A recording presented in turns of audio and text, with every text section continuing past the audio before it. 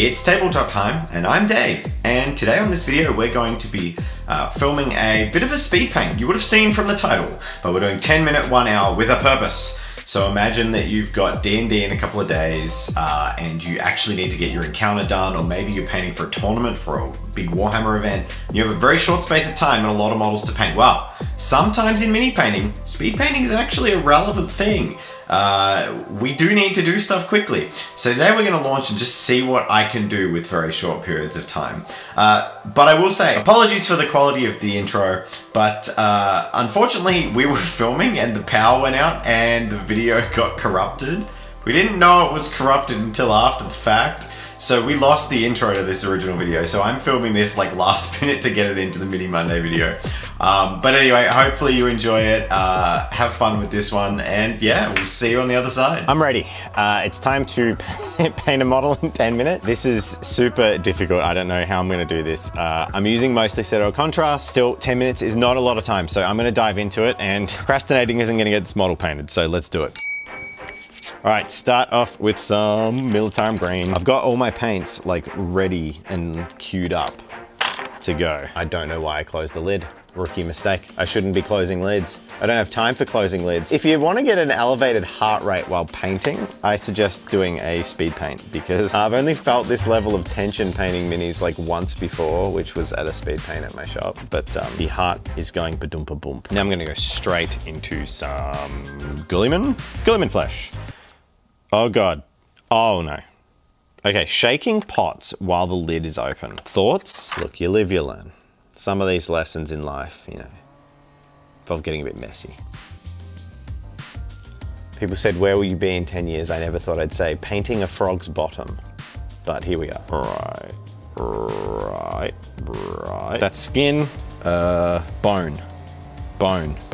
Skeleton Horde. Skeleton Horde is a fantastic paint. Also, this audio is probably completely corrupt because there's a freaking leaf blower going. Everything's fine! It's like, just imagine it's like, Dave! Stop! You made me drop my brush! Oh God. No pressure. There is pressure. There's immense pressure. You're doing great. This is good. No time. When you don't got time, just slop more paint on. What color's a mushroom? What color's red? Red is a mushroom. Red is a mushroom. Mushrooms aren't red, only the tops of the... Oh God, I got red on his head. I'm gonna get that off. I'm gonna do it. Okay, he has a stained blood red head. I don't know what that's all about. Oh no. Oh God, oh! One down. Here he is, I guess, after 10 minutes. I didn't get the base done. That kind of sucks. But yeah, it turns out painting a miniature in 10 minutes is hard. Oh my goodness, there's so many little gaps and stuff. It's serviceable. I think it looks very unfinished, but that's largely due to the base, which I might do at the end of the video. Like, disclaimer, this did not happen in the thing, but I think I'll chuck a bit of texture paint on the base at the end.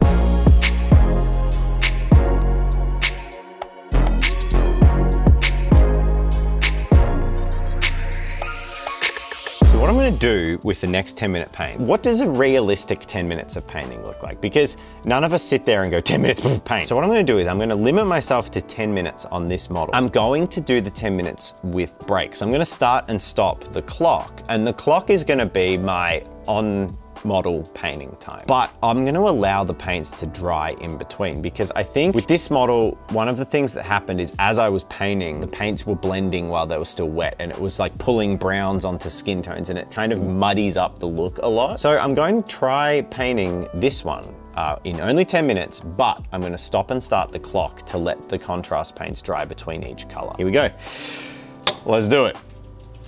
All right, we're in. You know, there's a calm serenity in, who am I kidding? I'm still way nervous for this. There's something about speed painting that just gets the heart going. But now there is a sort of a more relaxed tone just knowing that I get to pause the clock. I can't let that make me slow down because I have a lot to paint in a short space of time. Man, this is like got some mad Teenage Mutant Ninja Turtles vibes going on. Like a mohawk made out of a fish bone. All I can think is that's one damn big fish. Like a man-sized frog. I'm a man! Frog. I guess actually a man-sized fish is a lot less unusual than a man-sized frog. Let me know in the comments if you think a man-sized fish is more or less unusual than a man-sized frog. Billy has to listen to all of this nonsense rambling. Oh my God, get wrecked. All right, that's the flesh pretty much done. The skin is the largest bit of surface area on the model, but it does also take the longest time to dry. All right, I'll come back to this. Bonus video. All right, so the 10-minute speed paint that I'm letting the paint dry is still drying. What am I gonna do with that time? Well, I'm gonna set up another timer. I'm gonna do 60 seconds. Can you base a mini in 60 seconds? And boom. I'm gonna say the answer is gonna be yes, you can, but not very amazingly. The best thing with these mud textures is it doesn't really matter if it like gets gloopy and in on the actual model because it's mud. You can totally have frog covered in mud. It's probably most of their day-to-day life. Oh yeah? What, you think you can stop me, alarm? What if I kept going? Huh? Huh? Okay, so the answer is it takes about 1 minute and 20 seconds to trim and slap down texture paint. All right, he can go off to one side. All right, we're good to go again. Time is back on the clock. And I think what I'm already noticing is the main advantage to the second time around is thinking. Like while I'm looking at it, I'm going, oh, okay, there's that little bit there, that bit's bone, that bit's bone. Okay, well, I'll probably paint that bit. I can't really do the teeth because it's just gonna go over the darker green and it's just gonna look messy. Then maybe if I had time, I'd go back and just do a quick highlight over the teeth. You know, there's lots of little things like that that you don't get the time to sit back and think about if you're just in one sitting, 10 minutes on the clock and go. Almost there, I'm feeling it. I'm feeling like we might get this one done. I've got this little tassely thing, which is very fiddly, and this model has a lot. Don't stress. Jazza. Stop, just don't. I've still got like, there are too many angles on this thing. 4. No, I don't. God damn it, I just looked, there's 8 seconds. I lost 4 seconds in the. Just relax. 3, 2. Woosah. Woosah. We did it! And we got there.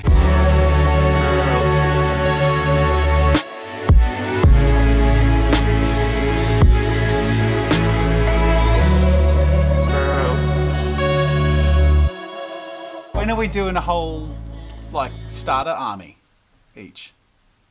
Like this? Yeah.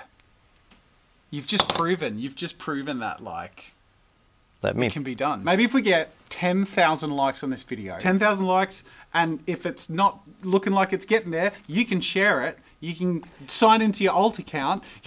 Do whatever it takes. Because I'll do orcs. Because you want to torture me. Get out of here, I got painting to do. Well done, they look great. I'm gonna paint a flump in a minute. What the hell is a flump? This is a flump. It's an adorable little thing. Is it a bad guy or a good guy? It's one of the only good guys in D&D. Like, I mean, there's a lot of people that can be good, but this monster is like this horrible jellyfish thing, and it like floats around and is just nice. It just says nice things to you. They feed on negative psychic energy, in the sense that they just eat it when it's floating around. They don't like cause it, they just nibble it up. I like it. I'm gonna try and paint this guy. Do you want me to be here for the whole minute? do you want to be here for the whole minute? It's alright, I'll leave you to it. Leave me in peace. The whole minute would be him being like, you've got 4 seconds left. Go. Alright, okay. Flump in a minute, okay, go. Flump in a minute. Sounds like a cooking show. You know what? I'd watch Flump in a minute if that was a cooking show. I don't know what they're cooking. God, I hope it's not flumps. A flump just feels like something. Feels like a Rick and Morty thing. This flump has very textural tentacles and it's making my flump in a minute very difficult. Oh God, 9 seconds. You know what? I'm just cheating, Flump in a minute, 10. There it is. Oh no, there's no paint on the back. Go. Move. I'm not allowed to paint you. There's no rule against bashing you against the table to make the paint move around. You can paint a flump in a minute, but you shouldn't. You should spend 1:30 on your flumps. Be like Dave. When the clock says 1 minute with a self-imposed challenge, just go back to it. Spend the extra 10 to 15 seconds to finish that last little bit that was driving you up the wall. Just that nice little 30-second touch that really, look at that. That's all it took. It's like the flump your mother used to make.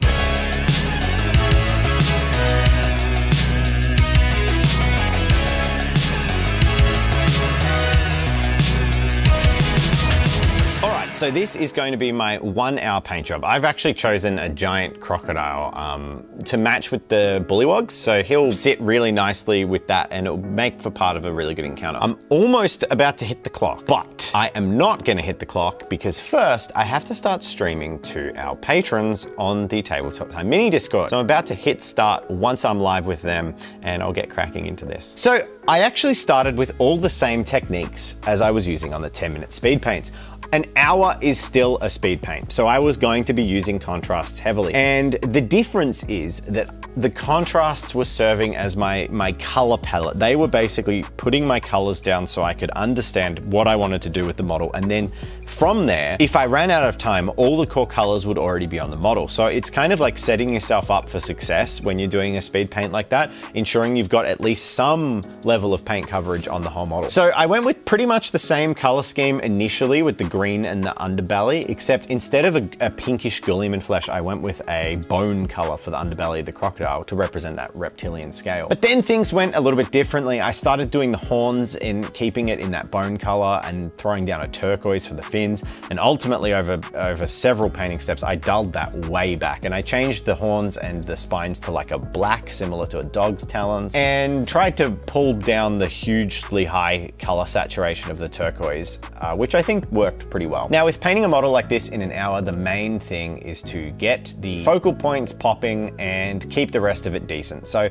the skin was 2 dry brushes. That was pretty easy on top of the contrast. The bone, dry brushes. But to get in some detail, the horns around the head, I actually black lined them and then did some very quick black lines across the horns just to give it a bit of a bone-like texture. It also made them stand out a lot more. Some yellow with a simple wash on top to pop for the eyes, and then just this deep cavernous mouth with a pink and red and then a very deep wash allowed for that a really good gradient as the wash dried in the mouth. The base was simply painted in contrast, but then I picked out the mushrooms. I decided I'd have time to put the little white spots on the mushrooms for this model, and I think they really popped and showcase a little bit of fun, a little bit of life and vibrancy on this swamp crocodile. At this stage, I knew I had about 20 minutes left and I had time to play. I had time to come into this with different techniques. So I thought, it's on a swamp, I can do water. Originally, I was gonna throw a glaze on the base and be done with it, but I went, you know what, I've got time for the UV resin. But before doing any resin pours, I put on some of those amazing Gamer's Grass tufts of the marsh set just to give the feeling that the crocodile is really part of the environment. So I plugged in my glue gun towards the end of it,